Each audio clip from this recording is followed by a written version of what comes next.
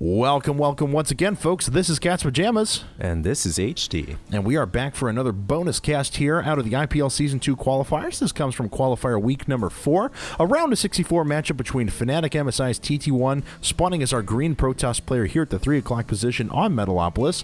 His opponent at the 12 o'clock position is EGLzGamer, spawning as our yellow Terran player. Managed to switch colors on me, was teal last game around, but that's okay. That's what players do to us. And EGLzGamer, nice attempt at, a fun mech build. Like you said, wanted to use, Thors to take out the big units and use the Blue Flame Hellions to buffer those charge lots, but just really didn't have the production to get it going. Well, yeah, here's the thing. Thors are really good against Protoss late game, especially a Thor Banshee combination build with Hellions as well.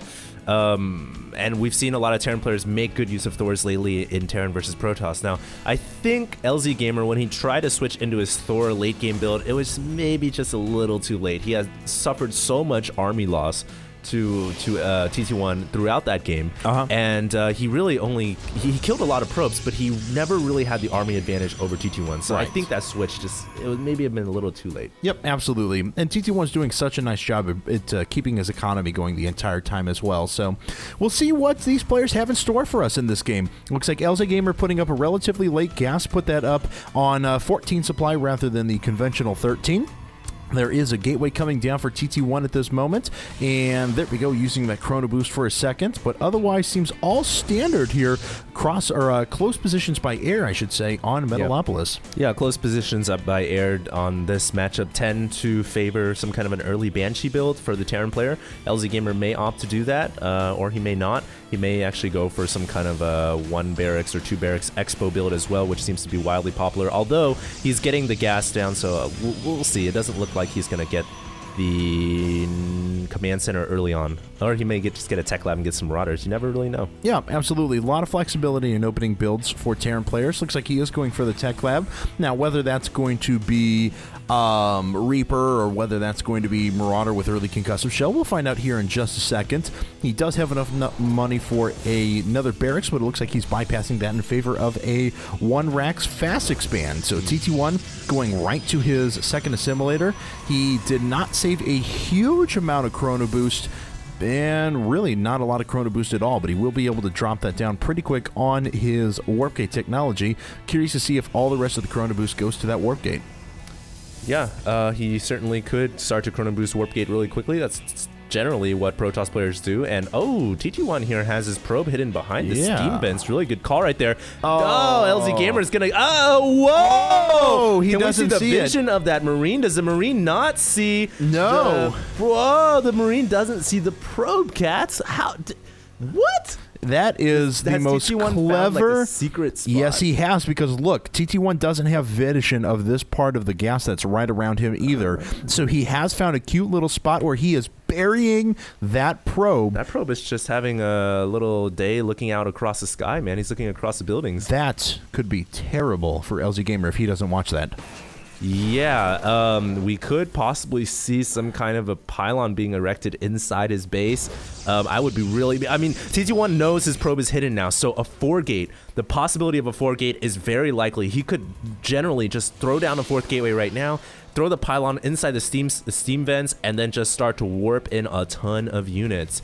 Now, whether or not he decides to do that and decides to take advantage of this hidden probe remains to be seen. Now, EGLzGamer is getting what seems to be a bunch of barracks and a command center, so he's just going 1 barracks fast expand. And it's going to be a 4-gate. There's the pylon. The pylon's coming down now, so we'll see how many units that TT1 is able to warp in. We'll see if he uses these as some sort of a... Oh, wow, this Reaper actually managed to get a couple of kills before it goes down, but TT1 does clear it up. He's running away with his units, and that's all EGLzGamer was worried about at that time. The warp gates have actually been morphed in, so there they are. First unit's coming up. There's 3 zealots here, and we'll see if he just waits.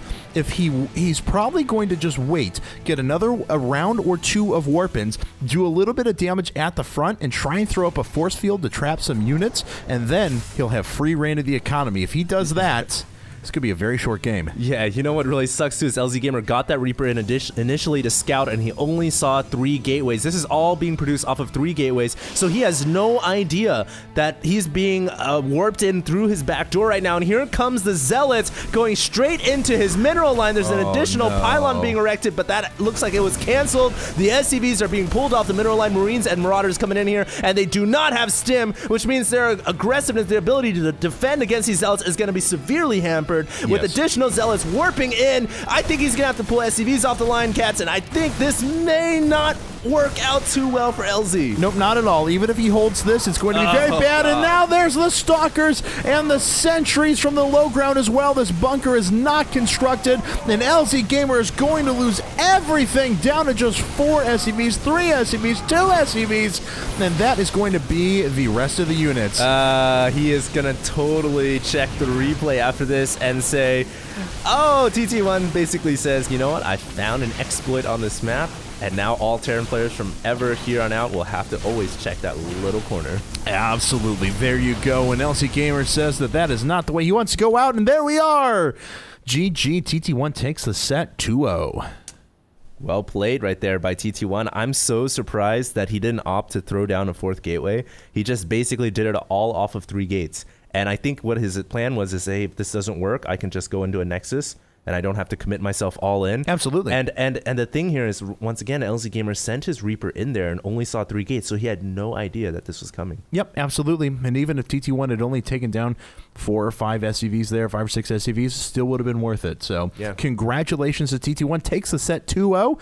That is going to do it for this set. Guys, if you've enjoyed the IPL, please do check us out, IGN.com/IPL. You can also find us as at IGN Pro League on Twitter, Facebook, YouTube, and Justin TV. If you've enjoyed HDNI's casting, you can find me at twitter.com/CatsPajamasSC2. You can find me on youtube.com/HDStarcraft. All right, so thanks very much, guys, for tuning in. We'll catch you next time.